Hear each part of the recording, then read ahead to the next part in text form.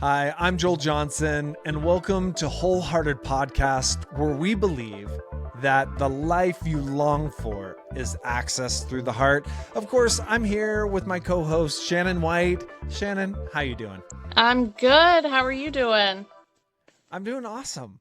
Good. Well, I want to make sure we talk about this movie that's being created from the I book you know. wrote. So let's get updated on that. How did it start?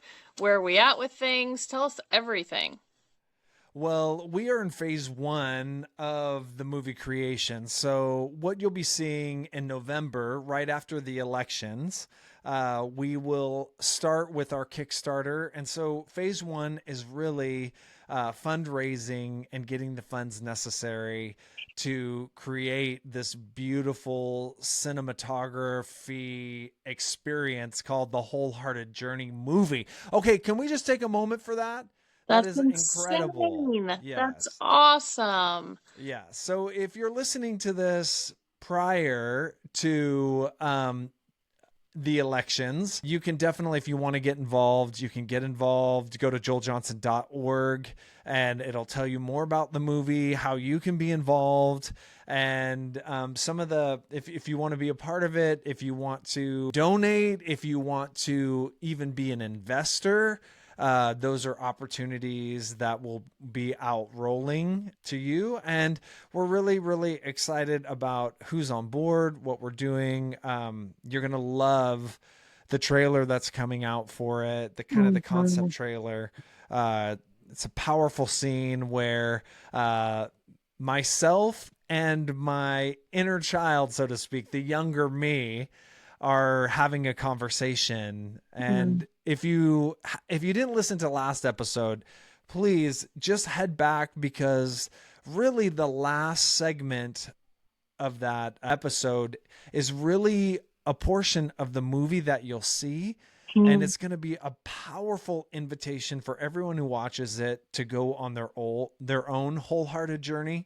And so we're not only excited about the film and the art that's going to go into it. It's so beautiful, and we have a rough draft script that's really, really great, and I'm happy with that. Yeah, we have some other folks that you're going to love, and we'll roll out, who are getting involved. But also, it's, if you know me, I'm a Jesus follower, and I can't tell my story of transformation or restoration without Jesus in it, right? So he makes an appearance. What I'd really love to have is the actor from The Chosen playing that small portion in there. That's what I'm a shout out. I'm hoping that The Chosen people right now, you're here. We're coming for you. Anyways, but we're hoping for that. Yes, yeah, we're hoping for that, and not only that will it bring people closer to Jesus, but it's also going to bring greater wholeness, greater wholeheartedness to folks through the story that I share in the book, The Wholehearted Journey. So yeah, this is amazing. It's really, really incredible. How did it all get started? Did you approach someone? Did someone approach you? Okay, so I published the book. Okay, I know I just got tongue-tied there, but I'm pretty excited about this. We published the book less than a year ago. Yeah. Okay, so we published the book October 17th, 2023. A couple weeks later, I was at a church speaking on the book, and it was the very first place I was at, very first place I was speaking at, that the book was coming out. And man, at the end of the time, I had somebody come up to me and say, you know, that story should be a movie.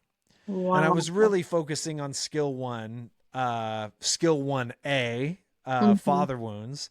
And I was sharing my story of some father wounds and kind of my story of my father and I. And my father and I ultimately in my 20s had a reconciliation and a restoration after him kind of being a continent away from me and not growing up with my father involved in my life. And so I shared that reconciliation story. It was just so beautiful.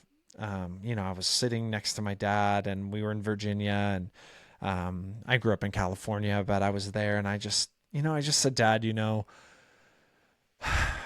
I know that you would send me gifts growing up.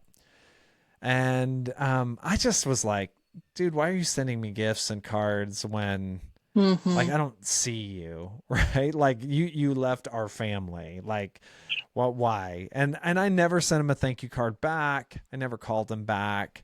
It wasn't that I was like never I mean, he would come out every 5 years or a couple times during my, Mm-hmm. childhood, Really make the sporadically. trip. Mm-hmm. Yeah, really sporadic. And I was never mean or rude to him or anything like that. But I just, I just said, Dad, I'm sorry. Like, Mm-hmm.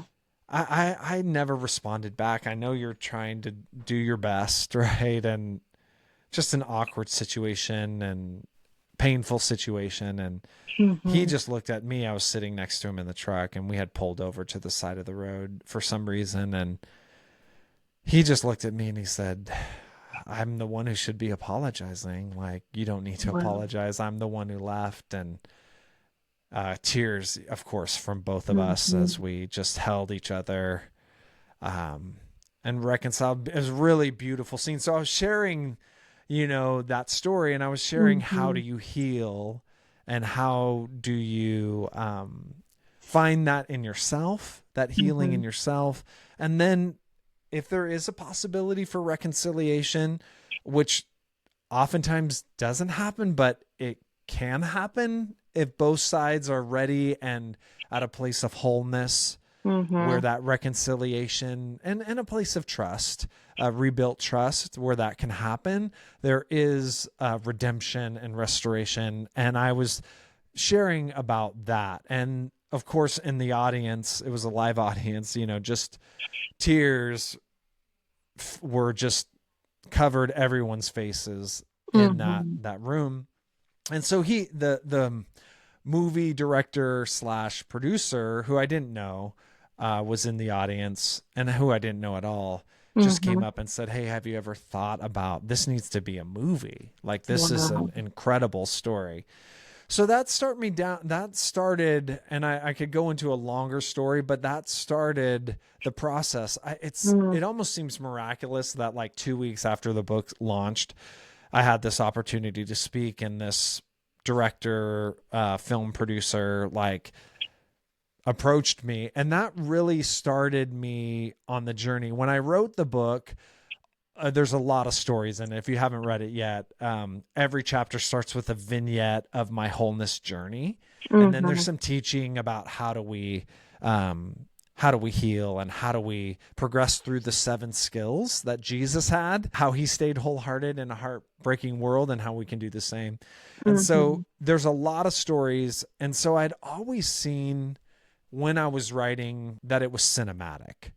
So I was like, very much like, as I was writing those stories, I saw them as movies. And if you like great stories, the stories will bring you there. They will bring you Mm-hmm. to the place. And that's probably one of my best gift is storytelling. Mm-hmm. I'm a communicator, writer, all that, but in my communication and writing, it's always story based. Even when I'm speaking in front of crowds, it's a Mm-hmm. story, and then I teach out of the story.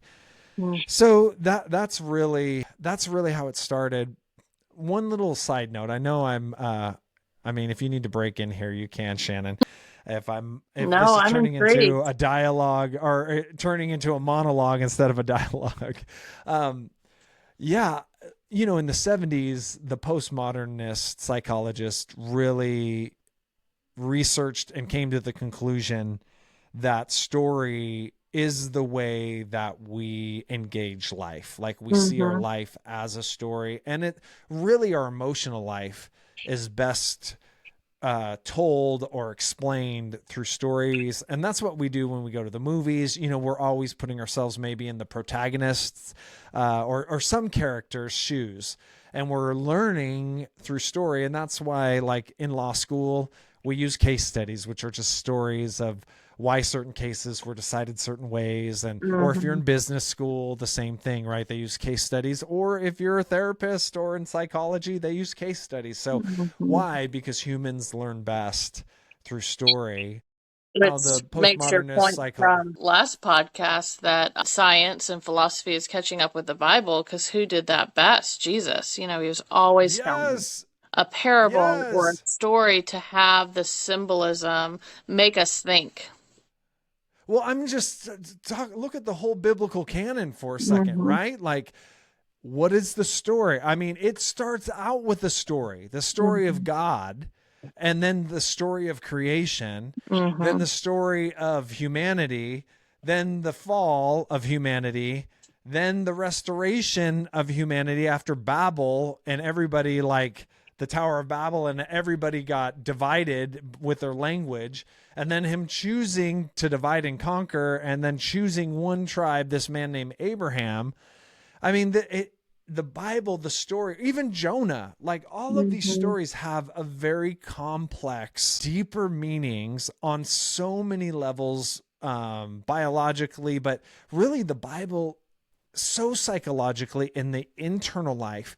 It's what it does, what the history does, and what the storytelling does. Even if you're not a person of the book or a person of faith, or you think, oh, that's a great collection of stories, but this, and that's, if that's where you're at, that's fantastic, because you at least have some of the stories in you.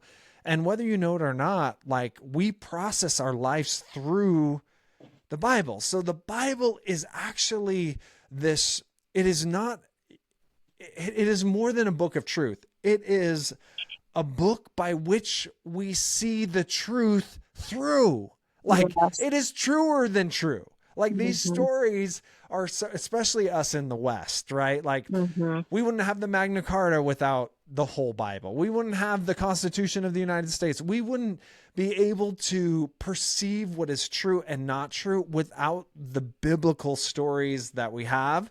So even if you're not, you wouldn't say, I'm not a Jesus follower, or I'm not a Christian, or I'm not a person of faith. You are more so than you probably think, because most of your actions are built upon these biblical truths, whether you even know it or not, by just being a Westerner. Mm-hmm. Anyways, back to the psychological folks in the 70s. Now, they did find out that the postmodernist psychologists found out that stories are the way that we perceive the world, but then they mixed it with neo-Marxism, which isn't. I think that is the antithesis of what the biblical stories would try to bring us. And Marx is, he sees the world with the basis of a power struggle, and every relationship is based on a power struggle. So if you're married, you're going to have a power struggle. If you're, just if you're in power or a leader, well, then you're an oppressor to the people. And really, that dynamic, we've seen it played out in the 20th century through lots of totalitarianism regimes, and also Soviet and communistic regimes built on the Marxist philosophy. And we see that they don't work. They don't work in reality. But the biblical stories, and you notice the 10 commandments are on the wall of the Supreme Court, and it's the basis. We're Roman Greco Christian Judeo culture. And so Mm-hmm. we found that, I mean, in reality, in this world, that we see that those Marxism, those thoughts of communalism and Marxism don't play out in reality, and actually are anti-biblical. And the narrative that the Bible brings out, which is what philosophers do, right? They bring a narrative. Here's paradise. Here's the fall. Here's how we get back to it. So that narrative to me is antithetical to the biblical narrative. And so I'm maybe time out if I've gotten a little bit too philosophical there, but I can tell you're I'm this passionate weird, about it. I'm this weird mix of theological, psychological, legal, all of that stuff. So, Yeah. and then there's Shannon, who knows all things therapy, and Yeah, right. says break it down from stop being so ethereal and let's be practical for the people out there. Yeah, well, I just think I don't know where to go from there. I'm just so excited for you about the movie. I think that's such a neat way to get it out there to the masses. And I know for me, watching The Chosen has brought the Bible more to life than ever because you can see even stories that may not necessarily be biblical, but they're plausible. Like the disciples having wives and saying, "Hey, I've decided to go follow Jesus, so I'm going to leave." And you just don't think of that. So the fact that the wholehearted journey can be on screen, I think is Yeah. just going to be so powerful. Yeah, I think so too. And, you know, the book is great. And the Wholehearted University, which is 9 small group sessions, you can do it as an individual, but we are starting these kind of small group studies. We just a month ago, one started in Hawaii. Mm. We have them in Fort Wayne here locally. I was just at one last night. So there's a small group with curriculum that you can go to wholehearted.university, find out more about. But those are larger commitments Hmm. to a 90 versus a 90-minute full featured film. Right. And so our hope and our goal is, man, during this time where it seems like things are ramping up, a lot of Christians would say we are definitely in the last days. Fear and anxiety is overtaking people. Hmm.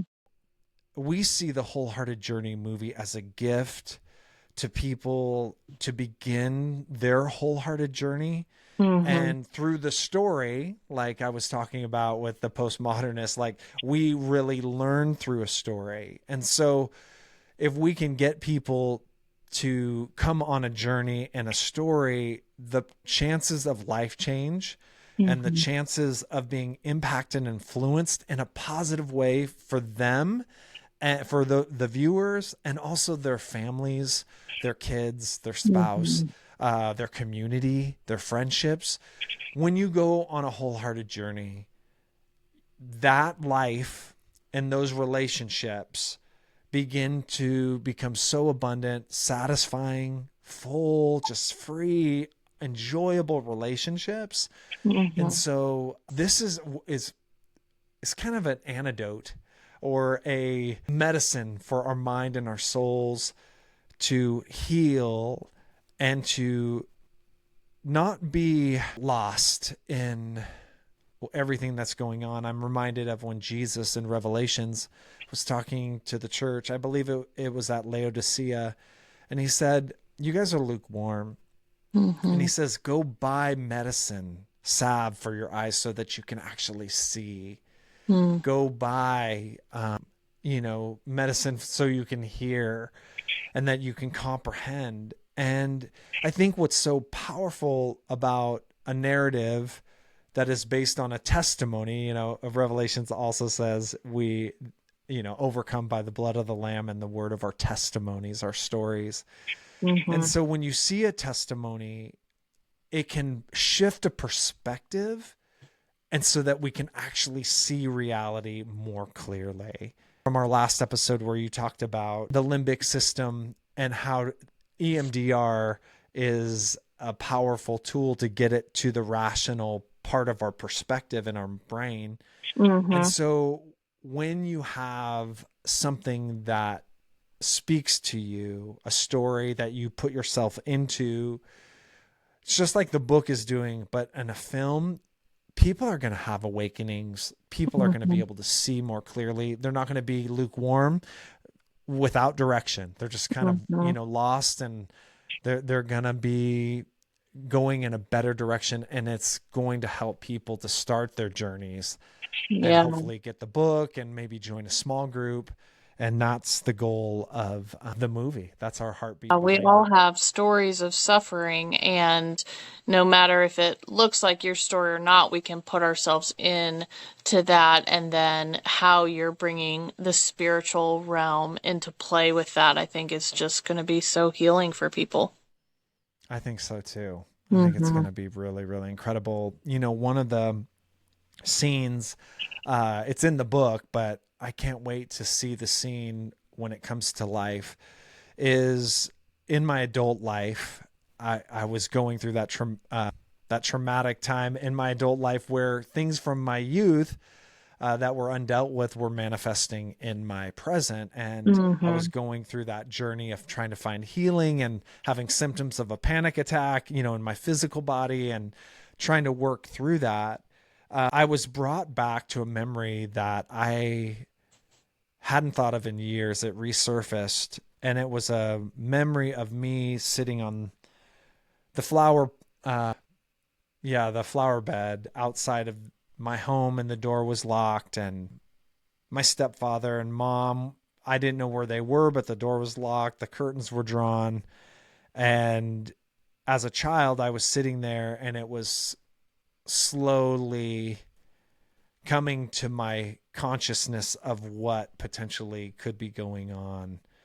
And when you're a single mom and you have somebody who is the your ideal of fidelity and faithfulness and true, and my mom is so great and has given me permission to share this story as well, but she did so many things right, but in that moment it was a tragic moment as a child, and I didn't even realize that, that Mhm. I just the warmth that overcame me, the prickling under my skin sensation, like Mhm.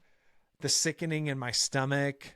Mhm. And I remember asking as this memory came back to me as an adult, and I just was like, Jesus, where were you? Mhm. And it was just so easy, and it came to me so quick. And I saw him sitting next to me, that child, and his hand, just weeping, his head in his hands, just like mine, just suffering through it with that whole tragic situation as a child.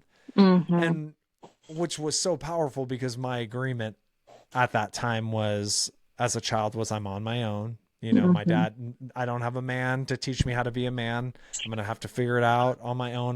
Life is up to me. And really him being there showed me I really wasn't on my own, Yeah.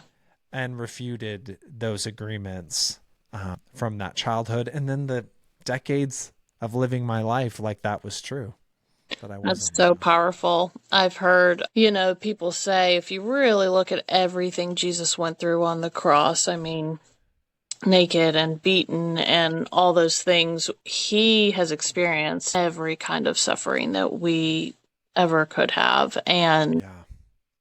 it just helps to know. I mean, there's no other God in any other religion that went through that type of suffering and rose again. So that's comforting too for trauma to say, Lord, you really have experienced it all and you've been there Mm. personally and taken it Yeah. And on. yeah. And I know there's probably some people who are listening who are like, well, did Jesus really rise from the dead? And it's, it is a historical fact. Like the amount of just evidence that there is, it would be harder to say that he didn't rise from the dead just from a historical evidence. And I was a poli sci major, history minor in school. There's just Mm-hmm. so much evidence that it would be harder to believe that he didn't rise from the dead than he did. Mm. And so I just want to put that out there just for some of our listeners who are like, okay, it's great for you guys. I'm glad you have faith and that's all good for you. But there is a lot of intellectual evidence that just helps Mhm. people like me to grasp and to go into a deeper place in Yeah, my walk with him. And a good read for people would be Lee Strobel's Case for Christ because he was an atheist, right, and set out to prove yeah, it wasn't true and was yeah, transformed. yeah.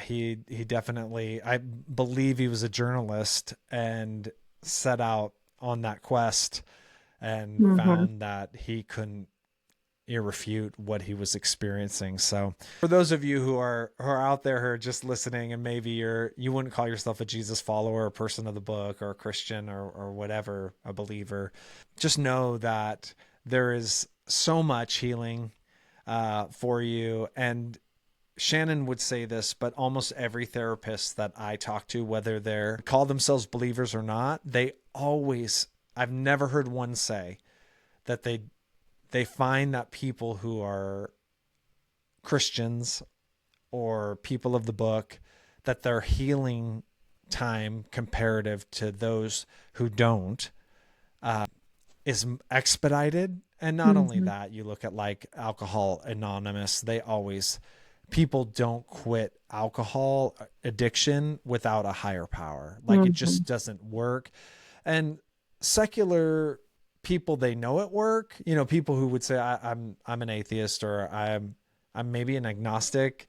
They don't know why it works. It just works. Hmm. And that is a huge cue to people who are Jesus followers, or if you're not, to say, well, maybe there is something into God, Hmm. and maybe he could help me in my healing. Well, Absolutely. Shannon, I feel like maybe we could leave people with, so many of us have father wounds. Hmm. I don't want to diminish anything, but you know, our fathers are imperfect, and it wasn't supposed to be that way. You know, Right. we were all supposed to be perfect and never die Hmm. and all those things. And so we live in a fallen world. Hmm. And the first step is forgiveness. And again, to really release yourself from the pain of father wounds, because we're talking about that specifically. And again, forgiveness isn't saying what someone did was right, or it didn't hurt you, or that it was okay. Forgiveness is just saying, I'm letting you and the past go so that I can be present, co-create my future with God, and move Hmm. into a life that I long for, and an abundant life and a satisfying life. And I have to leave the past behind if I'm going to have that future and experience that in the present. Any Hmm. last thoughts for you as the resident therapist on the podcast that you would speak to Yeah, our I listeners? think if people are just saying, I don't know if I can get there, I don't know how to get there, Christian counseling would be a great first step, because I think you have to unpack what it is you've truly walked through in order to heal completely. And I would just invite people to do that who have a sense of urging that I want that life, I just don't know how to get there. Yeah. Hmm. Well, we're so glad you joined us. Please go to joeljohnson.org slash wholehearted for any of the show notes and the books that we mentioned in this episode. You can find them there and links to them there. Not only that, but you can go to joeljohnson.org, and on the very front page of the website, we'll be giving you updates on the movie, when it's coming out, how you can get involved if you'd like to invest or donate. We definitely need those resources. Hmm. And look for the Kickstarter campaign starting right after the election. So we're going to find out who's president, then head to joeljohnson.org, and 50% we'll, of us will need healing, no matter what the yes, outcome is. no matter who's We voted need in. peace. Yes, you'll need a little wholeheartedness. And so keep going to joeljohnson.org, and we can't wait to show you all the goodness that's going to be happening there as we seek to raise our first $100,000 from up until the last day of 2025. So the movie, just to give you an idea, if you've seen the movie Little Miss Sunshine, it's kind of I would say, in the semi genre, you know, as far as there's not special effects and things, it was about an $8.5 million film. We're going to Mm-hmm. be making our film for 1.5 million. And Mm-hmm. so you can see we're going to do a great job. If you're familiar with the film War Room, Mm-hmm. it was a faith film. That was $1 million. So just to give you guys kind of an idea of the big BHAG, the big, hairy, audacious goal. That's the acronym that we have in front of us. But we know and we believe that God is doing great miracles, and we're so glad you're along for the journey. Thanks for tuning in to Wholehearted Podcast. And Shannon, it's great to be recording these again. I've Yes, I'm missed glad to it. be back. All right. Till next time.